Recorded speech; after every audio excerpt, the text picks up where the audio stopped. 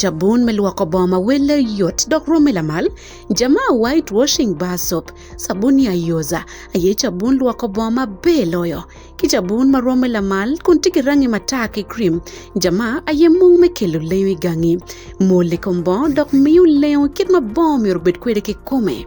Nonge dukan ki supermarket duju may loboman. Lutatune aye chapa General Enterprises.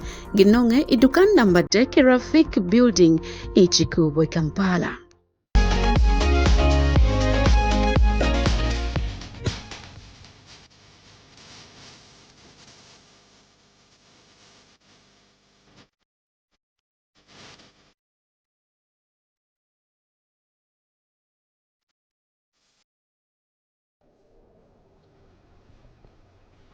Adil na kayo akiwe ma check enoni waberi ichawa me press digest kangi ngomati New Vision newspaper kibena ngomati ilok lobo ngomati time campaign me Uganda war ma beri twala miro kwanya jol Mr. Ruby moti ko choro dong iser par ini choni ni acho mabe kimo maraj fote weekend no war ni weekend war mabe aber mera gang katimo jimo mateno teno konyo lutino ci abichiel abiro i launch pa alu culture festival kita yupe kwede kikona dogi office la woni pa karo kama ken la wona bir mera gang but I was also on TV aber kaneno yup mi kanu komuliel pa Raila Odinga ken mo bera time kwede ki Bondo Isiaya County.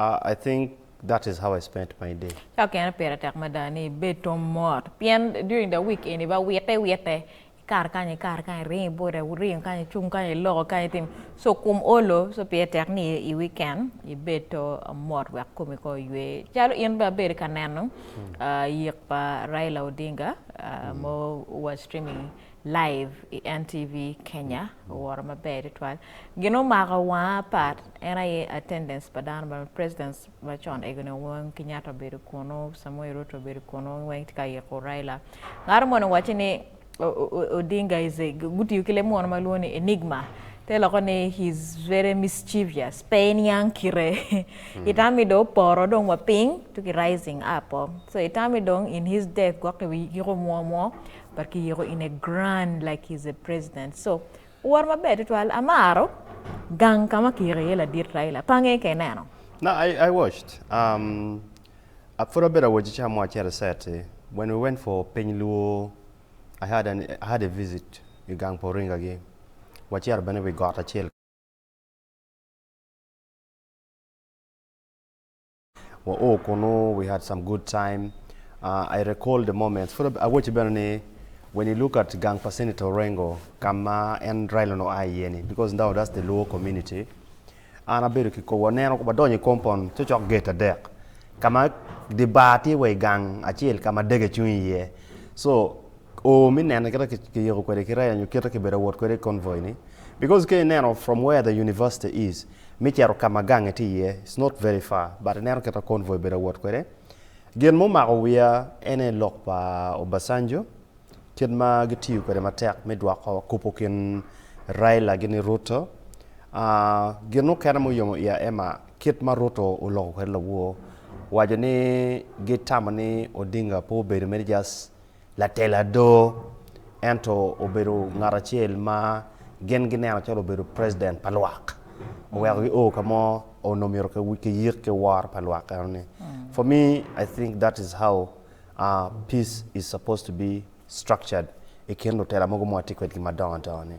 Yes, papare waja dada ini menena Obasanjo former president of Nigeria Uhuru Kenyatta eno bene they sat for hours because Raila is not Obasanjo eno yes for it was producer Chan and William Samoei Ruto president of Kenya they sat for hours pian dano madwong Kalibas ma pat weng to give their respects to Odinga. Lo teno ne, lo kwai ne, umegi ne, umir dako ne, chiara political party ne ODM, ma dano ma pat ma eno tiyo So dano bete to listen to all ene envoy wa magiti aki Kenya roha kana rugunda bere kono la wang President Yoweri Museveni. So Raila Odinga never ever a president, but buried as a president in other ways. America the president that they never had in other ways. So war malengo twalda war about William Ruto, president, pian it was not mandatory. He should have given him a state funeral, but he did. He did give that in honor of a man who fought for 40 years. I think what moved me also was watching Ruto's speech. Ruto watching amid this all give me now betatin by Emma, there was constant communication between Ruto and the family. Igelmo yomo iya ene chama Ruto watching Nyapa Odinga wino go yerechim. But now you're saying idege mami robino gamba bana fuda katika chalo dege wakwe wa Mumbai kada wachi tingte no my dad is not going to go. I think that is a strong one. To the point my go ahead me please Mama Ida talk to your daughter, let her calm down. That tells you the whole family was in one line talking without sneers ni atika loke president atika loke. It is about my dad. Winnie enone wichung maloke tek mo. Loke tek wai one. Ken lutian wang pe better room, doctor tian wang pe lobo in chalo woge. But at least a child will stand out and wang dana madwong amar gana ena wai na nian chalo loke ma tek machunya tek wai la tian na cho kuna tian daho.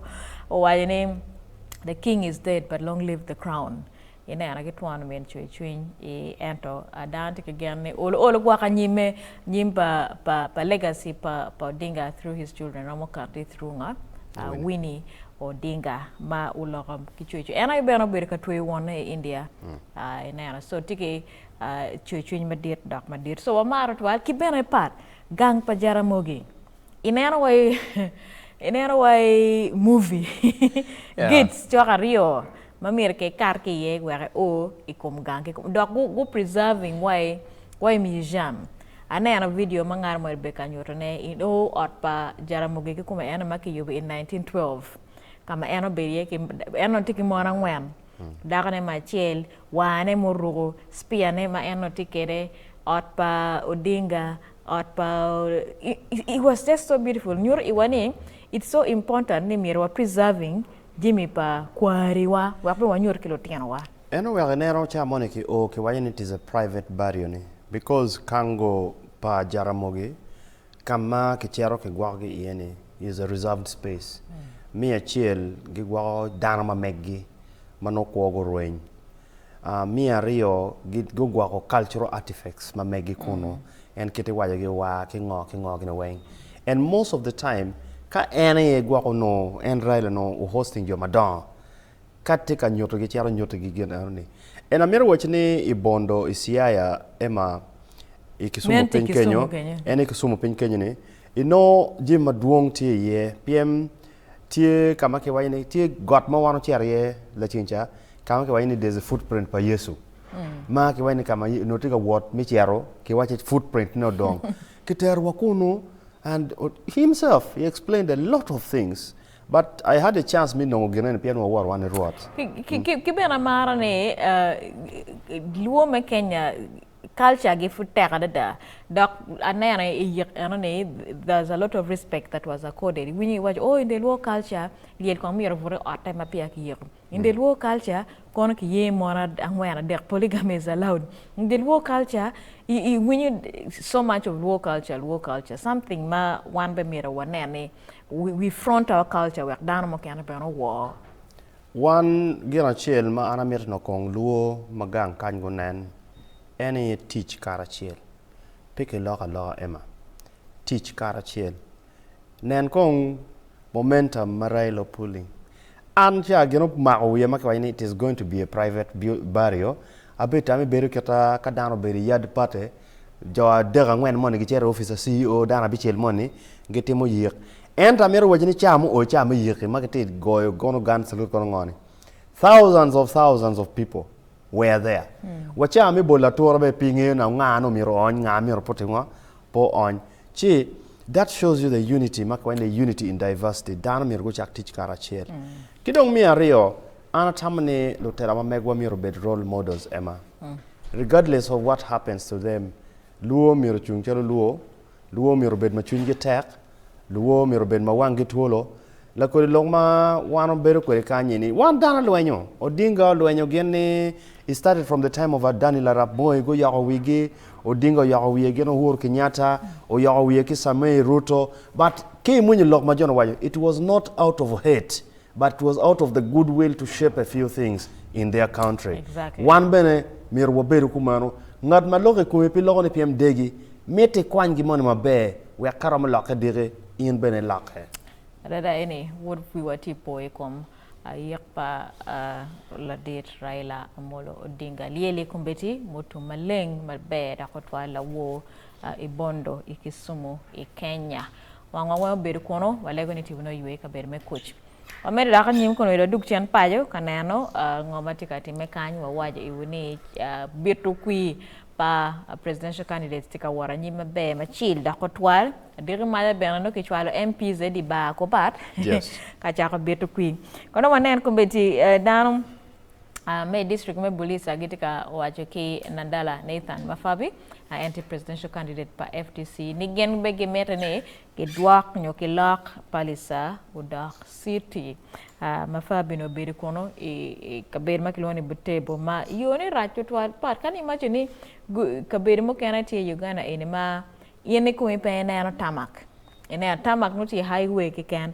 ikendong share de gain padana ene dong indong pena ke tamak mo kan mena ye obere kaber me butebo makube gite wa ene Mafabi ko do president o kel kon igi tamak palisa ben gite wa kit kel igi city inero ema loka le bol kui on your demand for the bol kui is on point imunyo ketma che yawochi kwerni loka kui infrastructure development per tech loka yo per tech keti nano palisa no wachiar mabo let us come close to Gan. There is not even 1 centimeter of collars in a district known as Omoro. I wori Omoro chake kono kwemi o kweya fo beti lu. I penyo ni lotela netie gitie. Lotela mi Omoro weng bena lotela magitie gamente. So planning matika bino kumeri merkeneno beni what are the priorities for a district for it to upgrade? Kete munyo kipenyo eni kage mira yo mabe konke chake en yo eni wa ko facilitating program gamete kumetika kilo project mi PDM data ko fu materba chi for those things to reach the market for the community to reach wherever they're going in access of quality services. I think some of these things need to be worked on. Butebo palisa that is important and again man no perpetek is the issue of the city. Loke kono wa mero city kono wa mero ngo. Not every region is supposed to, a town is supposed to be a city. We already have the regional cities. Watiki Mbara, watiki Masaka, watiki Kampala and watiki Jinja, watiki Inteso we have one, watiki Lera, watiki Gulu, watiki Roa. I think we can still use those ones, meaning how they are progressing. Because part city been with a lot of expenses. Exactly. About district, about city, lot of expenses in terms of Denmark teach whether they're performing or not, in other ways. So we need to take it slow. Kumberi city is more take a door and take a lawyer. Better why we are not ready. A few are thriving, but they should take it slow. Atamani kitege is smart.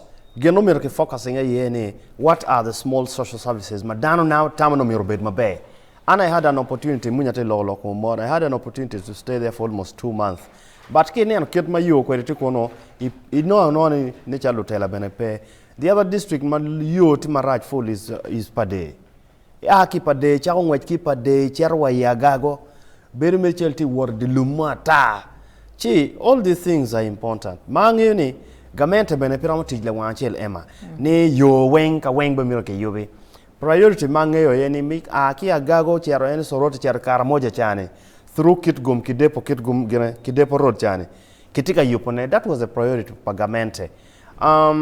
Moroto Road I think for the last 10 years kiber kamio promises why you Moroto Road from the time of the late Jacob Alanya watin mo tikaloke ngimo motime yepe.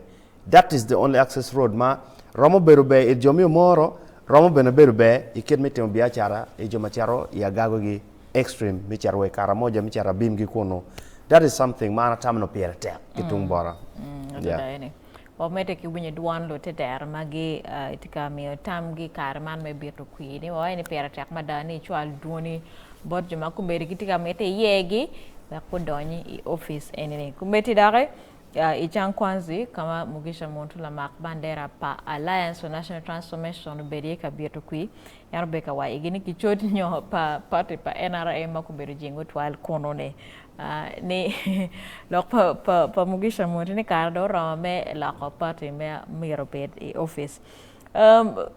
Being someone who was in the NRM before party tamiti anything.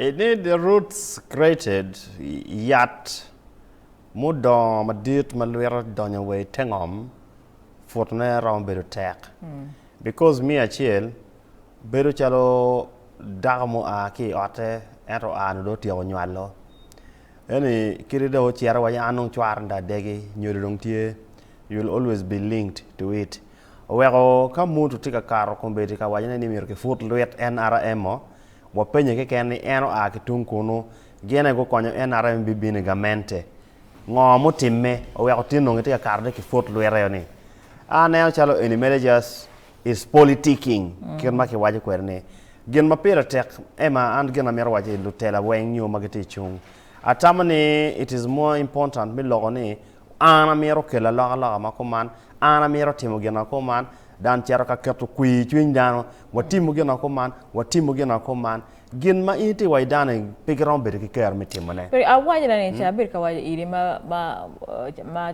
chabir mo karane atamo it's mature politics yen me chero ka waje kilo bol kui ni an ideas ati ABCD inero pe wajni o pat la ku pat la meng pat pango pe bit kui ni kinyinga la worry bit kui ni ki ideas ma yen be kelo on board inero ene I think it's mature instead of bit kui kinying la worry part pa la worry ana pala chuni bibie barangene it doesn't put a good taste in my mouth an ma chala bol kui ka yene bino bora ka lok ni ngara mo maraji ana inero kita wochi ko le change ema kui e munyi be kata kwai ko chero ka bieto kui rom ki chona in ke chero ka chona I wajo ke neno dago moni le I wajo I baro en kone waji re ngoma in ramo lak ne ko ma mege ero in ke chero bot dago matikla cho I cha waji chwe la mero chwe mar beru ki mon chwe mar timo gena ko man manyuti kama initi waji chwa ngar moni beri ni in your part of the crowd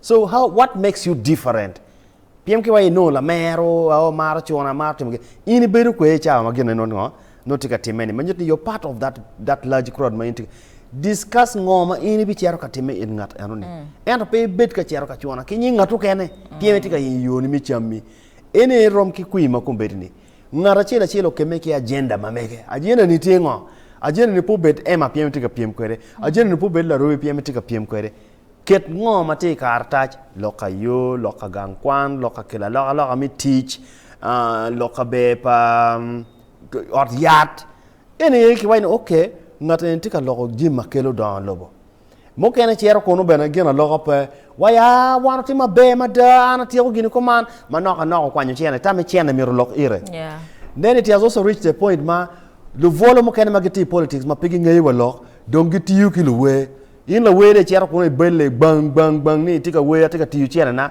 at the end of the day there's no manifesto dano miel matek kako tiyo miel go go doggang loka ki munyi bana pe yeah, loka miela ni jana na chuba pamora magilo ni Twitter X mangarment ka wachi we have to bring to order this dancing at politics pian miele be mukenti da chilo inero down to chair like it's a concert miel kono ngene miel me dero era miel mo ne ma chilo dong on stage era ne anero ngarmo no ukere itita ni the EC has to call certain people to order because miele te da te karo ka umukuro no ema Pwa kan lok atie ni miel mu karo eno karo ki West Nile sub-region.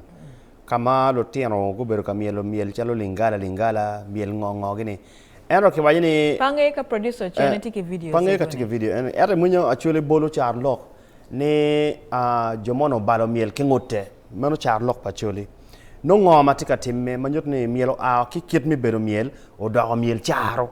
Kado dogo miel charo mirno tamni Loteno ti campaign, Bulu ti campaign, Jomo teki ti campaign. Kala which pira makodano kitma lotela ti mekwede we stage. Then we are wasting our time. Anyway, don't pay lotela wa dana malotela yegi ni gubi stage to represent them part. It's sad. Miel mati very dirty in a way.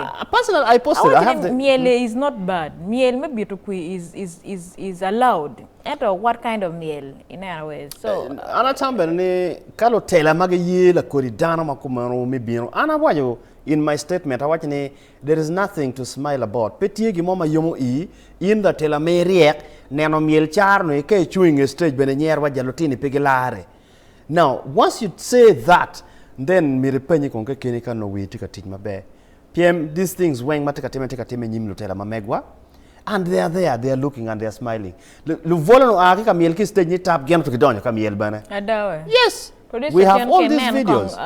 Videos to sum it up, one time the way pubet ogoji palotela wibie. PM kichulu you lose your credibility. Piloka chene uchero chako temu jimi chare we stage pia mero njorni wono yotie. There is a difference between fame and your personality. Fame fades, but your personality remains forever. Ka ini jenye ne kiti kimiyo chene kitika tijong kweri iberu pi chene dire ka cheno tum no ino miri dong chalo in. Ka de dong manyino raj. Onyo cheli your image in the public is not right. Kineni kid miel char money kid matika teme kwerne. Then that will be the end of your story. Done all. Done all. You can never be a star forever because everyday stars are made. Yeah, very true, very true. For it, well, I am at it in my ano. Producer, I don't put back. Yes. Okay. Oh, yes. Those are the. Oh, yes. Before I produce a John McKinnon, and I gonna again what I watch and I lock Chelma Penano and made part. Any don't pay beer to quee. Nano, any pay beer to quee. Yes, producer channel for McKinnon. Ngarmo and watch. Yes, that is the video we are talking about. Chelma Nane, Raj, Doc, Raj. Any Lutella American Nana good Jokolotti and Lockwood. Lieutenant Magiti Miel Makumagi Miel meaning my unity canane. But what are you going to condone or allow Kacha watching in Mabedo Latella? Eniano geno ano chwere ya Emma la kore miel eni katika miele ke uniform yellow la kore miel eni katika building gena kloni momentum nyo hype ento inge neno charo eni moteme eni lutela bino gi chako mi speech mamegi kago tiego gi luo president me bino kalok kan gin eni ono mi report me kama president ka bini ye because it does not reflect to the personality of the president amero wache afoyo omege wa minister mamego mi northern Uganda Dr. Olusegun Omona, Caro directly to condemn this. And I want to tell you, Emani, Lawu by 9 p.m., Balam, Chalo Minister Maloy Lokumbulu, Onodo Caro, Omeo, his statement, Ingo Magimero Timne to change this kind of things. And Tamir Wachi, Charo Eni, PM Kimi Chiene, should not be something this we can tolerate. This cannot be tolerated or allowed. I hope the constant ministries are watching and it should be the end of Nano Chilo and any pemiel part in the Genma part or any pebito qui in a way. So one what come to one way come lock and on him, Dano America made one get any pian in Lutina way no megua in Lumegua Makitika teach get a give ma popora and on him. Meno get me bit of quimati water campaign, what time they come or made one way a come lock amni. America wa yu amano kadok mamete kinano ngom kana matiti mecha me bokla.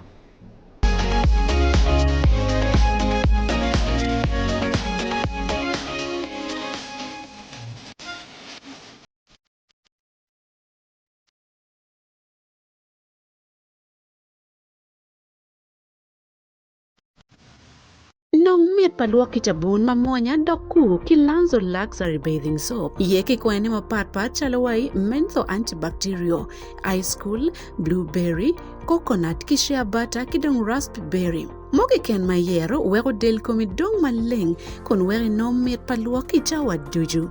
Lanzo luxury bathing soap, the ultimate refreshing feel. Luchatone aye chapa General Enterprises ginong dukan number deki Rafik Building Ichikubo Kampala. Nong Lanzo Luxury Bathing Soap idukan ki supermarket duju may lubama.